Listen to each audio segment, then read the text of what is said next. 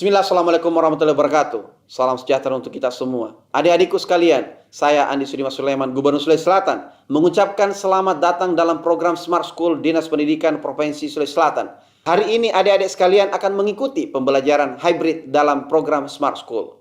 Aplikasi Smart School adalah sebuah pendekatan dengan tetap mengedepankan sebuah pendidikan dengan digital approaching, untuk kemudian mengedepankan kualitas dan mutu pendidikan yang diterima siswa secara seragam di seluruh wilayah Sulawesi Selatan, termasuk di pelosok-pelosok. Program ini bukan hanya memberikan kepada adik-adik sekalian pengalaman belajar yang baru, namun juga memberikan fasilitas kebutuhan dengan fitur bermanfaat seperti rekaman video pembelajaran yang dapat diulang, trik-trik penyelesaian soal, ujian-ujian, serta sarana konsultasi pembelajaran dari guru-guru terbaik di Sulawesi Selatan. Sering-sering mengakses aplikasi Smart School melalui gawai yang adik-adik sekalian miliki di setiap kesempatan yang dimiliki. Untuk seluruh adik-adikku sekalian yang saya cintai, saya banggakan, selamat belajar dan semoga ilmu yang didapatkan bermanfaat untuk menambah pengetahuan pendidikan adik-adik sekalian. Salam kita pada salam. Assalamualaikum warahmatullahi wabarakatuh. Salam sejahtera untuk kita semua.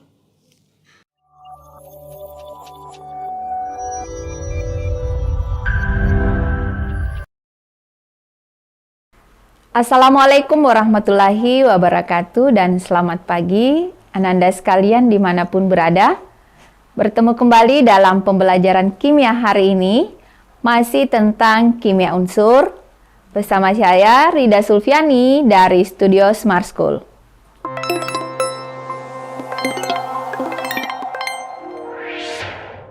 Baik, hari ini kita akan mempelajari tentang kimia unsur. Nah, sebelum kita masuk ke materi kita hari ini, coba Anda sekalian perhatikan dulu gambar berikut ini. Gambar pertama ini adalah gambar panci, kemudian gambar yang kedua adalah gambar pembungkus makanan, dan gambar yang ketiga ini adalah kaleng. Nah, dengan melihat ketiga gambar ini, pasti Ananda sekalian bisa menyebutkan apa persamaan dari ketiga gambar tersebut. Ya, gambar tersebut, panci, pembungkus makanan, dan kaleng, ini ternyata memiliki bahan atau berasal dari bahan dasar yang sama, yaitu aluminium. Jadi, pembelajaran kita hari ini, kita akan mempelajari tentang unsur aluminium dan teman-temannya yang berada di periode ketiga pada sistem periodik. Apa saja yang akan kita pelajari pada hari ini di periode ketiga atau di unsur periode ketiga? Jadi ada sifat periodik, kemudian sifat fisik, sifat kimia, kelimpahan, pengolahan, dan manfaat dari unsur-unsur yang terdapat di periode ketiga. Kita lanjutkan dengan melihat sistem periodik unsur. Saya kira Ananda sekalian sudah akrab dengan atau selalu melihat di pelajaran kimia sistem periodik unsur. Dalam sistem periodik unsur, menampilkan unsur yang dibagi ke dalam dua. Jadi ada bagian yang namanya golongan. Golongan itu yang mana yang vertikal dari atas ke bawah, kemudian untuk periodenya yaitu dari kiri ke kanan. Bahkan dalam sistem periodik unsur tersebut itu diberikan warna-warna yang berbeda.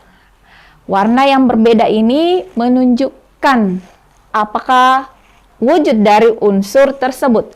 Misalnya yang berwujud logam, semi logam, non logam, atau ada juga yang berwujud gas mulia.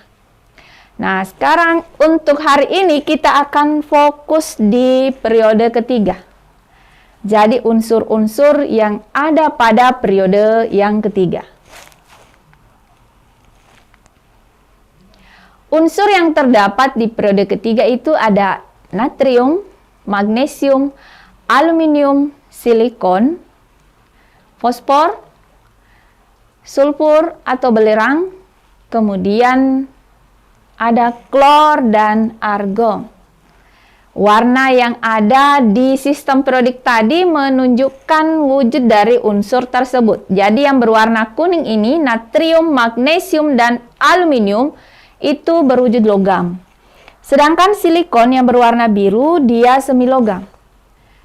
Fosfor, belerang, klor, non-logam, dan argon itu termasuk unsur gas mulia.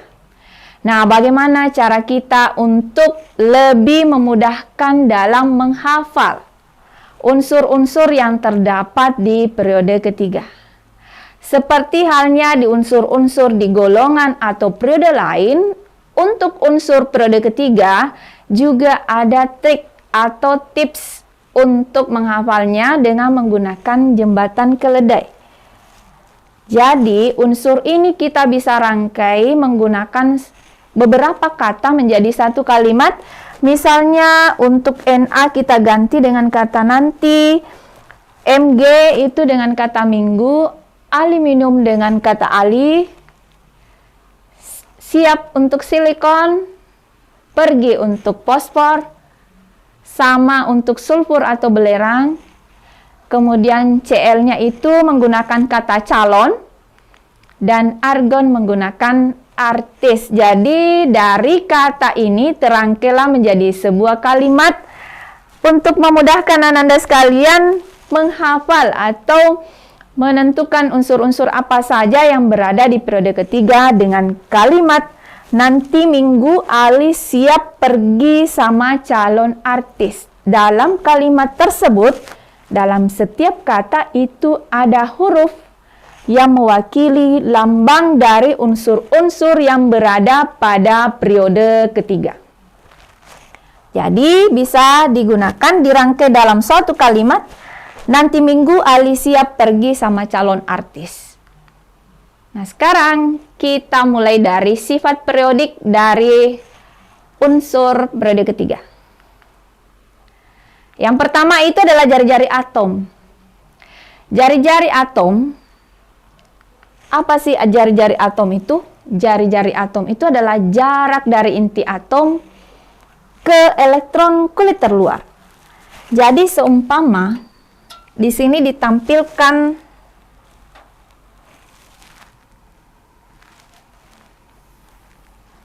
contoh atom. Nah, ini adalah elektron valensi atau gambaran elektron dari Na. Jadi jari-jarinya itu bisa ditentukan dari pusat ini ke sini, ya. Jarak dari inti atom ke elektron pada kulit terluar. Itulah jari-jari atom.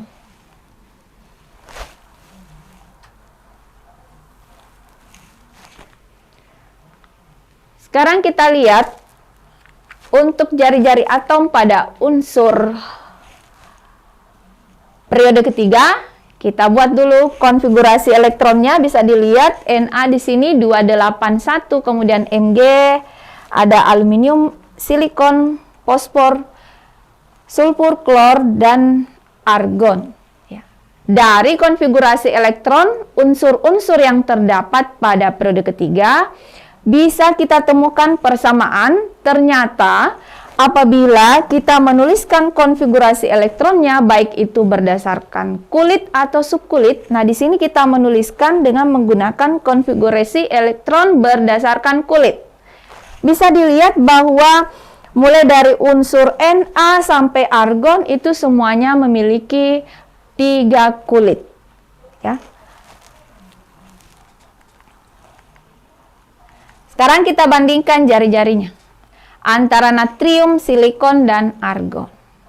Natrium dengan elektron valensi 1, elektron pada kulit terluarnya sama dengan 1, kemudian silikon itu ada 4 kulit terluarnya, elektron pada kulit terluar, sedangkan argon ada 8.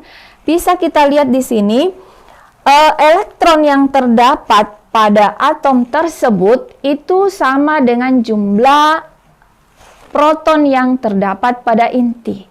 Proton itu muatannya positif, jadi kita review sedikit materi di kelas 10. pada inti terdapat proton yang bermuatan positif. Nah, ini akan menarik elektron yang berada pada kulit terluar. Untuk natrium sendiri, karena elektron kulit terluarnya 1, maka di sini dia gaya tariknya tidak kuat, ya. Untuk tertarik ke sini, berbeda dengan elektron-elektron pada silikon. Nah, ini membutuhkan energi yang besar untuk masuk tertarik ke inti atom pada silikon. Nah, bagaimana dengan argon? Argon itu apabila kita mengingat kestabilan, ya, aturan kestabilan dari konfigurasi elektron, dia konfigurasi elektronnya sudah 8, berarti dia sudah stabil. Nanti kita jelaskan lebih lanjut. Kita lihat dulu. Ya, ini ada perbandingan antara natrium dengan silikon dan argon. Bisa dilihat di sini bahwa jari-jari natrium ini adalah yang paling besar di antara silikon dan argon. Yang mempengaruhinya adalah jumlah elektron pada kulit terluar. Sehingga apabila dibuat dalam suatu grafik, bisa dilihat penurunan jari-jarinya mulai dari natrium sampai ke argon. Natrium memiliki jari-jari atom terbesar. Jadi, karena kita berbicara dalam satu periode, jadi biasanya kalau dalam satu periode itu kita bahasakan dari kiri ke kanan. Berbeda lagi kalau misalnya dia dalam satu golongan, biasanya sifatnya itu dari atas ke bawah. Nah, dari kiri ke kanan, jari-jari atomnya bagaimana? Ternyata yang paling besar adalah natrium, kemudian Mg, Al, silikon, fosfor, sulfur, klor, dan argon yang paling kecil, ya. Jadi sifat jari-jari atom dalam unsur periode ketiga dari kiri ke kanan semakin kecil. Kita lihat soal berikutnya. Jari-jari atom aluminium itu lebih besar dari jari atom belerang. Apakah pernyataan ini benar atau salah? Kembali lagi, kalau kalian masih mengingat tadi urutannya, maka jawaban yang tepat silahkan dilihat dulu urutannya.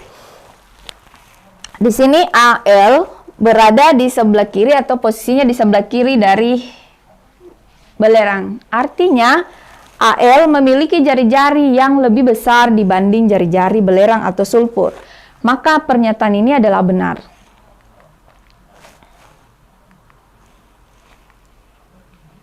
Setelah jari-jari atom, kemudian ada energi ionisasi. Energi ionisasi itu apa? Energi ionisasi adalah energi yang diperlukan untuk melepaskan satu elektron dari kulit terluar. Jadi yang akan dilepaskan itu adalah elektron yang terdapat pada kulit terluar, seperti pada gambar ini. Jadi elektron ini merupakan elektron yang terdapat pada kulit terluar.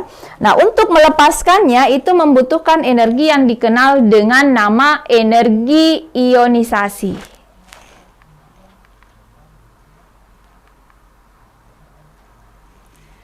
Energi ionisasi, besar kecilnya suatu energi ionisasi dari suatu atom itu dipengaruhi oleh elektron valensi, jari-jari atom, kemudian ada gaya tarik inti. Misalnya pada natrium dengan elektron valensi 1, ini lebih mudah lepas. Jadi untuk melepaskannya itu tidak terlalu membutuhkan energi yang besar, ya. Nah, beda dengan argon. Nah, kita ingat kembali tentang kestabilan, di mana elektron valensi pada kulit terluar itu supaya stabil itu jumlahnya harus 8. Ada kecenderungan suatu atom untuk melepaskan elektronnya atau menerima elektron untuk mencapai suatu kestabilan seperti konfigurasi elektron pada argon dengan jumlah 8. Jadi elektron valensi di sini sangat berpengaruh. Jadi kalau mau dibandingkan antara energi ionisasi Na dengan argon, energi ionisasi Na itu lebih kecil dibandingkan dengan energi ionisasi argon. Artinya, tidak perlu energi yang besar untuk melepaskan elektron pada kulit terluar dari Na. Sekarang kita lihat dulu grafik yang menunjukkan grafiknya itu tentang energi ionisasi mulai dari Na sampai Ar. Nah, di sini kita lihat pada umumnya energi ionisasinya mulai dari Na itu mengalami kenaikan sampai dengan argon. Tapi ada dua unsur di sini, yaitu aluminium dan sulfur atau belerang di sini. Mg ke Al di sini terjadi penurunan energi ionisasi. Begitu pula dengan fosforus ke sulfur, ke belerang, terjadi penurunan. Artinya ada anomali atau penyimpangan energi ionisasi. Aluminium dan sulfur terjadi penyimpangan energi ionisasi. Mengapa hal ini terjadi? Dipengaruhi oleh keadaan orbital pada magnesium dan aluminium. Jadi contoh yang pertama yaitu bagaimana keadaan orbital atau penempatan elektron dalam orbital untuk atom magnesium dan aluminium. Kita lihat ini ya perbandingannya. Nah, sekarang kita fokus di subkulit terakhirnya. Subkulit terakhir di sini di 3s, kemudian untuk orbital elektron pada Al kita fokus pada 3p. Ingat, suatu orbital akan stabil apabila orbital tersebut terisi penuh oleh elektron ataupun setengah penuh. Dari gambaran ini, orbital elektron pada Mg menunjukkan ini kondisinya adalah penuh. Atau elektronnya sudah berpasangan. Berbeda dengan orbital 3p, dia tidak penuh.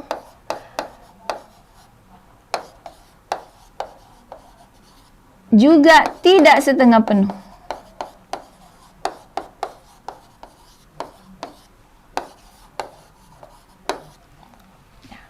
Nah, apa akibatnya dari kondisi ini? Untuk 3s2 karena dia sudah stabil, ini susah untuk lepas ya, karena sudah stabil. Sedangkan orbital elektron pada Al dengan elektron yang hanya satu pada subkulit 3p untuk stabil, ini harus dilepaskan. Lepaskan elektronnya sehingga diperolehlah perbandingan energi ionisasinya. Bisa disimpulkan bahwa energi ionisasi Mg itu lebih besar dengan Al. Hal ini juga terjadi pada energi ionisasi sulfur. Kita bandingkan dengan fosfor. Ini ya. Bisa kita lihat di sini.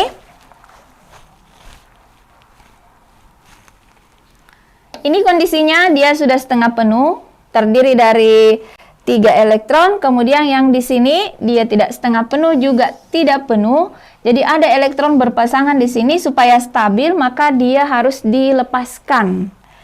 Elektronnya harus lepas sehingga diperoleh bahwa energi ionisasi P, fosfor itu lebih besar daripada energi ionisasi belerang.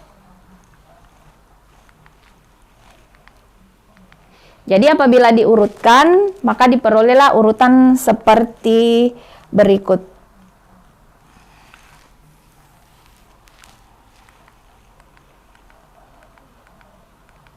Bisa dilihat yang paling tinggi energi ionisasinya adalah Ar. Kemudian yang paling kecil itu adalah Na. Selanjutnya setelah energi ionisasi ada elektronegativitas. Elektronegativitas adalah kecenderungan suatu unsur untuk menarik elektron membentuk ion negatif. Jadi elektronegativitas ini berkebalikan dengan energi ionisasi. Kalau energi ionisasi tadi adalah energi yang diperlukan untuk melepas satu elektron pada kulit terluar, justru pada elektronegativitas ini adalah kecenderungan suatu unsur untuk menarik elektron membentuk ion negatif. Yang membentuk ion negatif itu adalah atom-atom yang harus stabil dan harus menerima. Untuk kondisi stabilnya, supaya elektron valensinya stabil, itu dia harus menerima elektron sehingga membentuklah ion negatif. Nah, bisa kita lihat di sini. Elektronegativitasnya itu mulai dari Na sampai dengan Cl semakin bertambah. Hal ini menunjukkan bahwa unsur yang berada di sebelah sini, misalnya Cl, S dengan P, dia cenderung untuk membentuk ion negatif, cenderung untuk menerima elektron supaya konfigurasi elektronnya menjadi stabil. Nah, ini bisa dilihat. Supaya stabil jumlah elektron valensi itu, ingat kembali ada kaidah duplet dan oktet. Duplet berarti 2 elektron valensinya, kemudian oktet itu berarti jumlahnya harus 8. Nah, Na dengan elektron valensi 1, dia cenderung untuk lepas. Begitu pula dengan Mg dan Al. Ya, jadi kalau mau dibahasakan bahwa untuk elektron valensi, mulai dari sini, karena ini elektronnya 5, 6, 7. Sedangkan ini elektron kulit terluarnya 1, 2, 3. Supaya stabil dengan elektron valensi sama dengan 8. Nah, ini akan lebih mudah kalau dia menangkap 3 elektron. Ini menangkap atau menerima 2 elektron, sedangkan ini 1 elektron. Nah, untuk yang ini, yang di sebelah sini, natrium, magnesium, aluminium, justru dia lebih cenderung untuk membentuk ion positif, lebih cenderung untuk melepaskan elektronnya supaya stabil. Makanya biasanya kalau untuk Na itu muatannya Na+, kemudian Mg, Mg2+, Al, Al3+.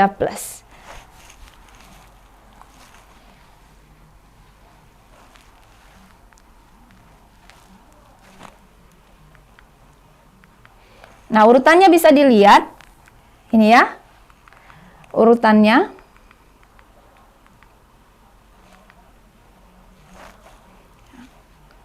Yang paling kecil elektronegativitasnya adalah natrium, sedangkan yang terbesar adalah Cl. Kenapa Ar tidak masuk? Karena ingat kembali, Ar itu adalah gas mulia, unsur gas mulia sudah stabil.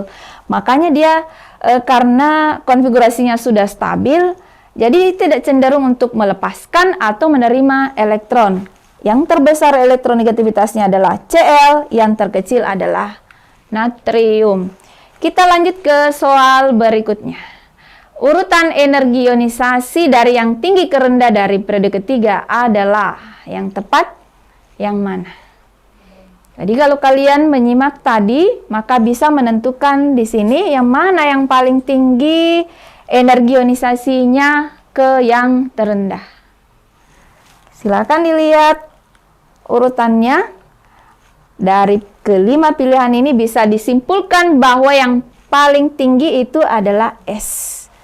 Kemudian Si, selanjutnya magnesium. Lanjut kita menuju ke sifat fisik dari unsur periode ketiga.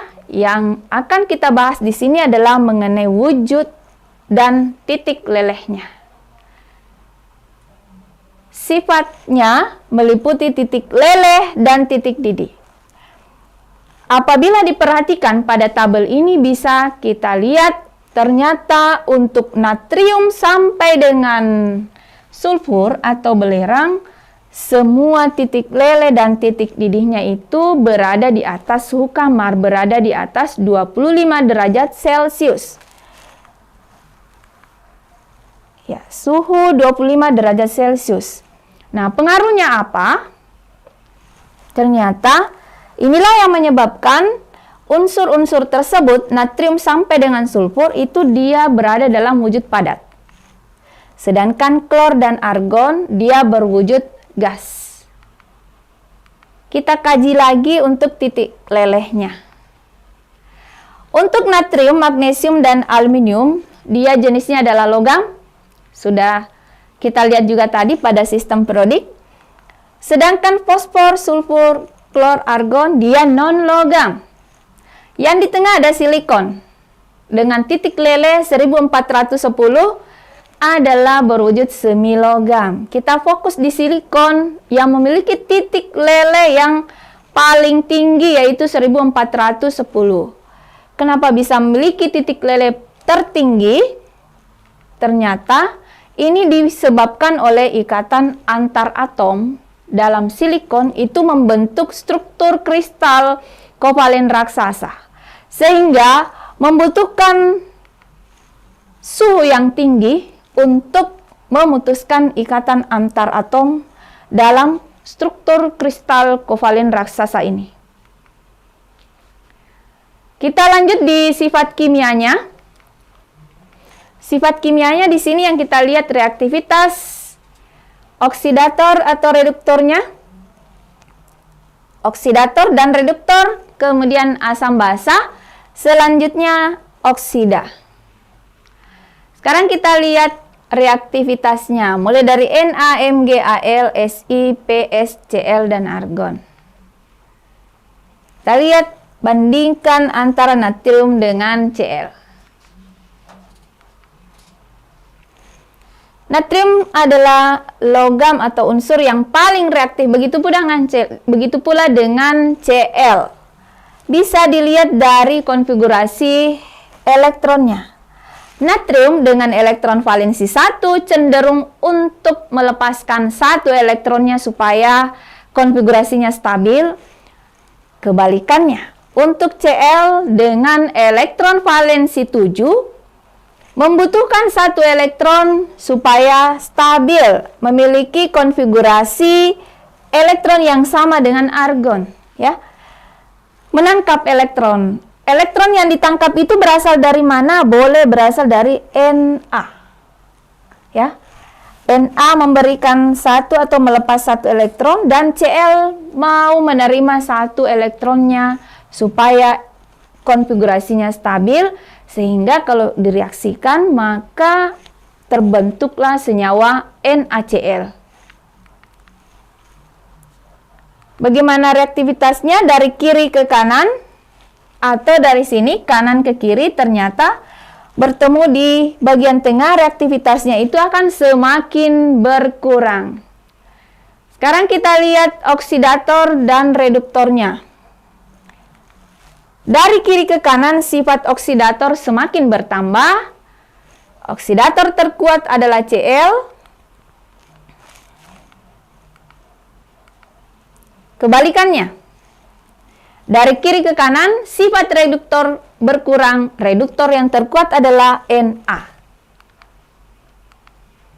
Sekarang kita lihat dengan sifat asam basanya. Untuk senyawa hidroksidanya, ketika berikatan atau membentuk basa, maka dia berikatan dengan OH. Ini yang terbentuk. Tapi untuk silikon sampai dengan Cl, karena senyawa ini tidak stabil, maka dia cenderung kembali terurai untuk membentuk senyawa asam. Senyawa asam yang terbentuk di sini bisa dilihat. NaOH adalah basa kuat. MgOH 2 kali basa lemah. Selanjutnya, ini bisa diklasifikasikan. Dia adalah asam lemah. Untuk asam kuatnya itu terdiri dari senyawa H2SO4 dan HClO4. Dari kiri ke kanan, sifat keasaman semakin kuat. Berarti kebalikannya, sifat kebasaannya semakin lemah. Yang terkuat itu adalah natrium. Bagaimana dengan aluminium? Aluminium dan argon, bagaimana sifat asam dan basanya? Aluminium dalam bentuk senyawanya, aluminium AlOH 3 kali, ini dinamakan senyawa amfoter.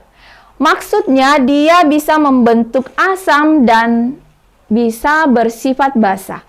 Aluminium AlOH 3 kali dinamakan amfoter, artinya bisa bersifat asam ketika bereaksi dengan OH-, dan bisa bersifat basa apabila bereaksi dengan H+. Argon bagaimana? Dia adalah unsur yang sangat stabil. Jadi sangat susah untuk menemukannya dalam bentuk senyawa. Karena kondisinya sudah stabil, maka argon ini adalah sifatnya netral. Sekarang kita lihat sifat oksidanya. Ketika bereaksi dengan oksigen, Na akan membentuk Na2O. Magnesium ini yang dihasilkan. Kiri ke kanan, semakin asam jika direaksikan dengan air. Kebalikannya, sifatnya semakin basa dari kanan ke kiri apabila direaksikan dengan air. Oksida yang terbentuk seperti ini, Na2O, dia basa kuat. Semakin ke kanan, dia sifat asamnya semakin kuat. Soal berikutnya, senyawa oksida berikut yang termasuk asam kuat adalah senyawa oksida berikut yang termasuk asam kuat adalah. Jadi kalau kalian menyimak tadi sifat oksida dari unsur-unsur periode ketiga, pasti bisa menentukan yang mana di sini senyawa oksida yang paling kuat, yaitu Cl2O7. Ini ada unsur Cl di sini.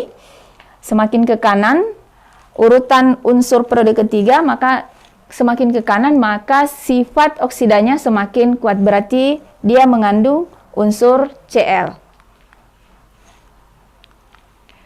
Sekarang kita bergeser ke kelimpahan, pengolahan, dan manfaat dari unsur-unsur periode ketiga. Kita mulai dari natrium. Natrium bisa ditemukan dalam bentuk mineralnya, dalam bentuk boraks, kemudian air laut yang mengandung NaCl. Selanjutnya ada ini sendawa Cili atau senyawanya itu dikenal dengan NaNO3, natrium nitrat.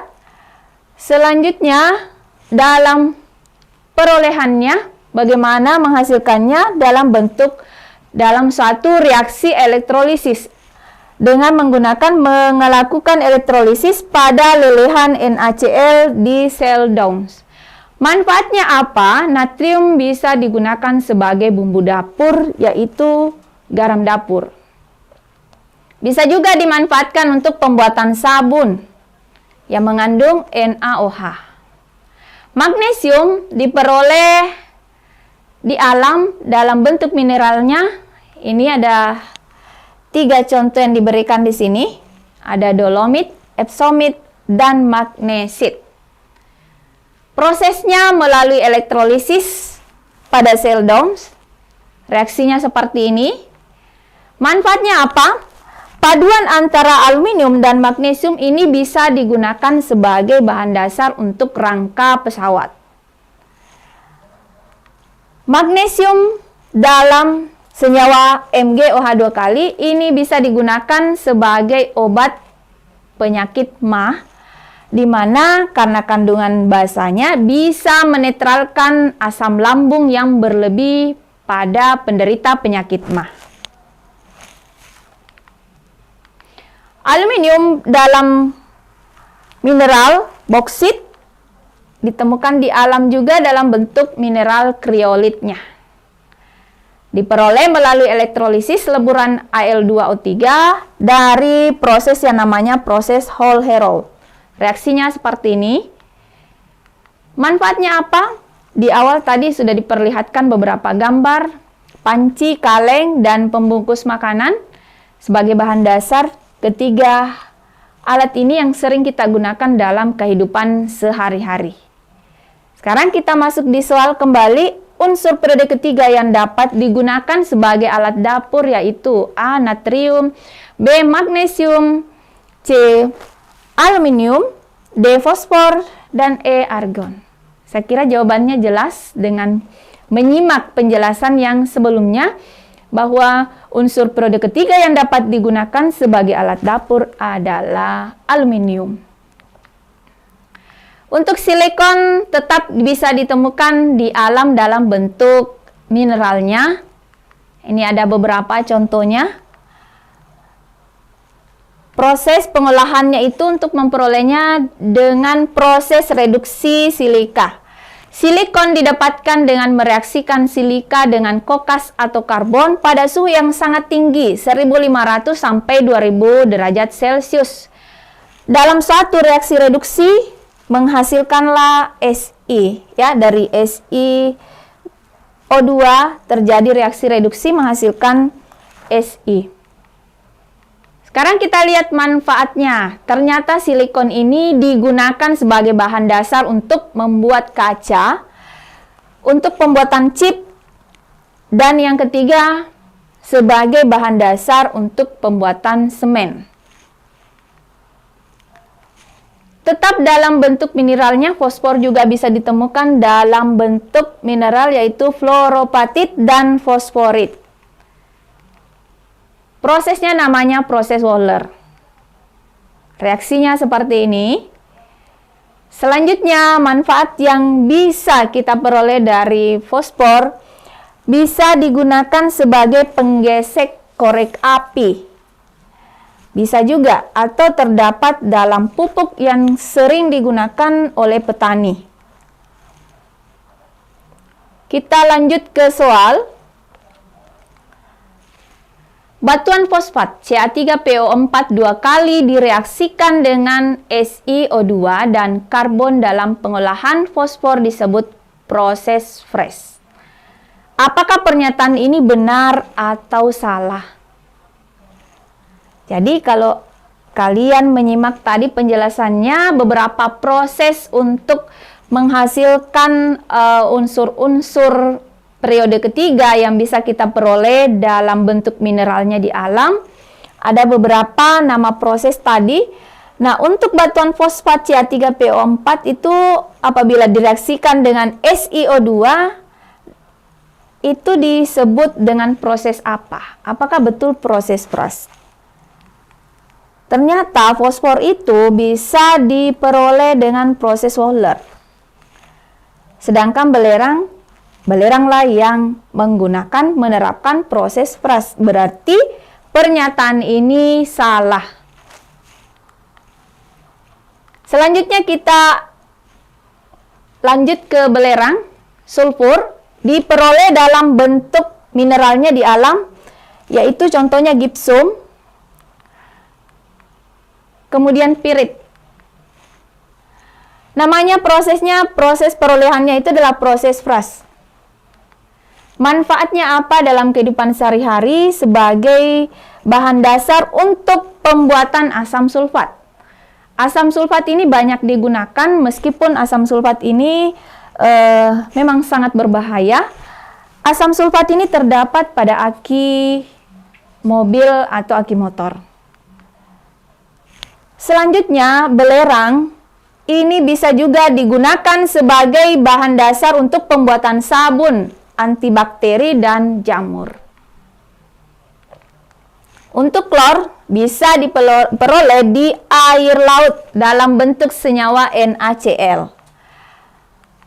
Ada juga dalam bentuk kalium klorida, KCl. Apa manfaat dari klorin? Ya, ini kita kenal dengan istilah, biasanya kalau di kehidupan sehari-hari kita lebih mengenal dengan kaporit.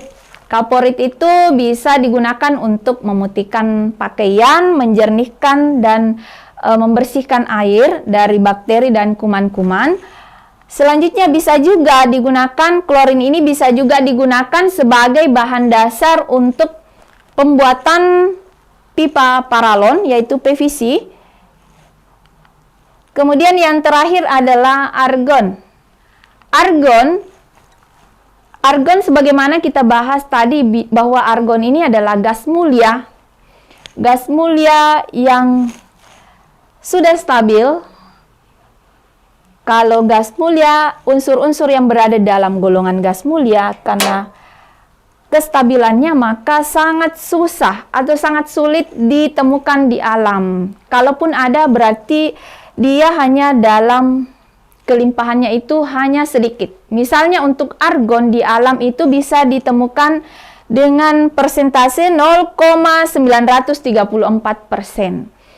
Kenapa susah ditemukan? Karena dia sudah stabil, artinya susah untuk bersenyawa dengan unsur-unsur lain. Argon bisa ditemukan dalam bentuk atau prosesnya itu melalui destilasi bertingkat. Dimanfaatkan untuk apa? Ternyata untuk pembuatan lampu. Sama halnya dengan neon, itu juga untuk pembuatan lampu. Kemudian bisa juga untuk pengawetan bahan dalam kaleng, misalnya untuk cat tembok. Baik, untuk materi kita hari ini, silakan dipelajari kembali tentang sifat-sifat yang dimiliki oleh unsur-unsur periode ketiga. Jadi mulai dari sifat periodiknya, di sana ada jari-jari atom, energi ionisasi, elektronegativitas, kemudian ada juga sifat kimianya. Selanjutnya manfaatnya, kelimpahannya, dalam bentuk apa bisa diperoleh unsur-unsur yang berada di periode ketiga ini, bisa dipelajari kembali. Dan sebagai penutup, silakan Anda sekalian menjawab soal ini, yaitu unsur periode ketiga yang dijadikan bahan baku pembuatan sabun antibakteri dan jamur adalah. Tadi sudah dibahas bahwa ada unsur yang bisa digunakan sebagai bahan untuk membuat sabun antibakteri dan jamur. Kita lihat dulu pilihannya: aluminium, magnesium, silikon, argon, dan belerang. Oke, yang menjadi unsur atau bahan dasar pembuatan sabun antibakteri dan jamur adalah, sudah jelas dari kelima pilihan ini yang tepat adalah belerang. Belerang bisa digunakan sebagai pembuat atau bahan dasar untuk pembuatan sabun antibakteri dan jamur.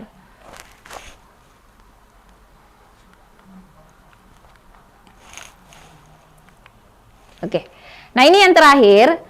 Untuk menguji pemahaman Anda sekalian, silahkan selesaikan ada satu nomor kuis untuk kita hari ini.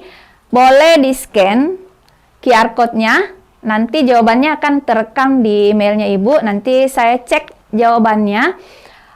Ini hanya satu soal tentang unsur-unsur periode ketiga yang sudah kita pelajari pada hari ini.